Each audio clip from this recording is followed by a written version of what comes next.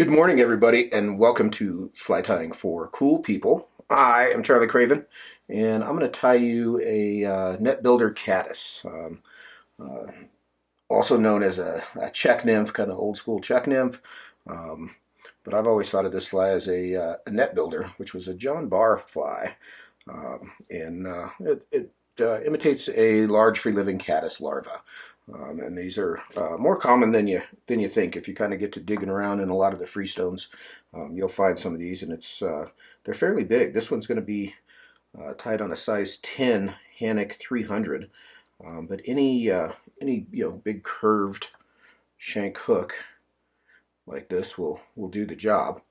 And I'm going to start off. I want these to be tied fairly heavily, so I'm going to start off with some 025 or 020 lead wire, and I'm going to just start wrapping here.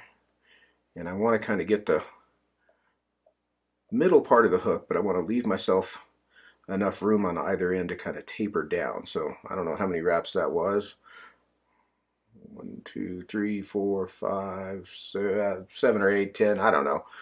You count. I can't count that high. I'll break those ends off. And then I'm going to come in with some black unithread in just 8/0 size. And I'll start this thread just up here behind the eye. And I'll use my tag to sort of help guide this over the lead wrap. So I'm going to tuck that last end in. Back down onto the bare shank, and then I can cut my tag off. Once I'm here, I want to work down and sort of utilize the curve of that hook. And as I cross back and forth over the lead, I'm not really trying to smooth it off or cover it. I'm just trying to kind of fill in some of those gaps. So for the tail, or the claspers really, on this bug, we're going to use a piece of white or light dun colored Z-Lon. And on a fly this big, you can darn near use the whole strand. It's just going to be a short little tuft, all said and done. White antron would work here. Any variety of materials would work here. But what I want to do is I want to bump up off of the lead and tie this down up front here. And I'm going to use this to kind of help smooth my taper up over the top and then off the back end. And I'll just leave that hanging back here toward the bend. I'll even tuck that in my material spring out of the way. So the next thing I'm going to do is tie in a piece of 3X Tippet material. This is just regular nylon, nothing special here. And what I want to do with this is I want to tie it in along the far side. So I'll set it up on top of the hook and let my thread roll it to the far side, and then pull it down to length and wrap back over it. And I want that anchored along the far side of the hook. And for the same reason that we do that on a Scud, is I don't want it to lift the backing that we're going to put on here in just a minute. So then I'm going to take a piece of, this is olive fly Specks Thinskin, and you can see it's cut, a little better idea, maybe just slightly wider than half the hook gap.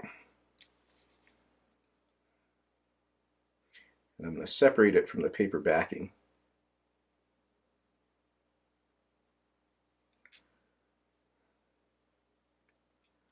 Like so. So I've just got my little sheet here. And I'm going to tie this in just on the back edge of this lead. And you can see as I bring that thread wrap over, let me get one more on there. See how that has curled around the lead? And then I'll let it buckle down, and I want to make sure I wrap right down to the base of the tail. You can even lift that up a bit and make sure that there's no space between the tail and the start of the body there. So now we're going to dub, and you can tie these in any variety of colors. This is some olive Scud dubbing that I'm going to use on this one, just because this is handy here in my little kit. But amber, tan, any variety of brown, dark olive, etc. Any of those would be fine for a fly like this. And in the case of this fly, I don't really need this to be shortened. The long fibers of sow scud dubbing, the long antron fibers, aren't so much a liability on a fly this big. If you get down in smaller sizes, you may want to chop the dubbing a bit just to make it a little easier to work with. And for reference on that, if you watch the Scud video, kind of shows how to do that and talks a little bit more about why I do that. But I'm going to start this dubbing back here at the base of the tail there, and I'm going to work up onto the lead, and I'm building a pretty fat, robust body. I have just about, gosh, almost enough. It's early, I've only had 1 cup of coffee, so I'm going to add just a touch more dubbing. And the reason I'm putting just a little bit more dubbing on here is I'm really trying to build the shape. Here at the front end, I want this nice consistent taper. Yeah, about like so. And as I finish off, you see I can wrap my thread over this last little bit. We're going to actually put some ostrich in there. So I'm really just using that for diameter. Then I'm going to take, this is just natural gray ostrich herl. You can use black also. And I'm going to take a nice thick one.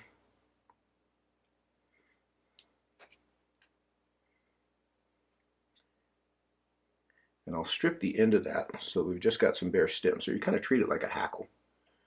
I'm going to tie it in, anchor it down, and then I'm going to wrap it sort of in open turns. So these are not necessarily butted up next to each other to create the legs, and I'll tie that off just behind the eye. I'll trim that end out.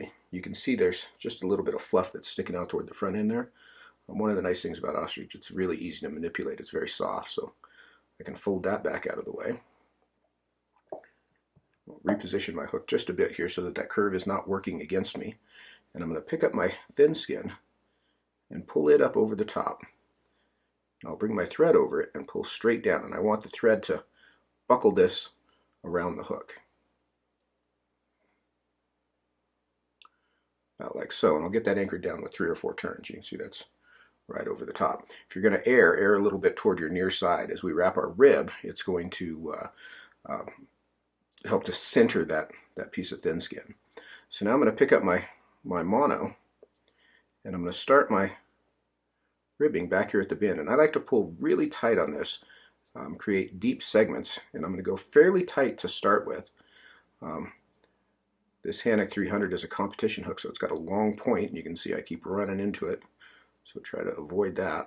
Right up to the back edge of that front pad where we wrap the ostrich. I'll take a steep angle forward here with this next turn and make a larger segment for the thorax, and then I'll divide what's left in half again. And you can see I pull down tight on that to crease that down. Then I'll tie off the mono a few good tight turns. Now I can trim the monofilament out, and I can trim my thin skin out. And with the thin skin, it's usually best to make a couple of cuts. It just doesn't radius like you think it would. It's not as compressible as a lot of other materials. I'll build a nice little thread head over the top. Then I can come in and whip finish.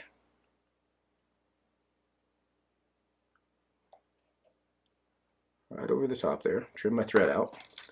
I'm going to trim this tail just into a short little brush back here at the back end. And then you can take, find my marker here, do a couple of different things here. I'm going to take my dubbing brush and I'm going to pick some of this dubbing down on the sides. You could use a piece of Velcro for this as well, just like a Scud. You don't want it too leggy. I'm just going to sort of direct some of that dubbing downwards. If I've got any extra weird long ones sticking out, I'll usually trim those out. You can even come in and trim those off into just short little stubs like so. And then I'll use my black marker to color those last 2 segments across the top of the wing case to create the thorax of the bug.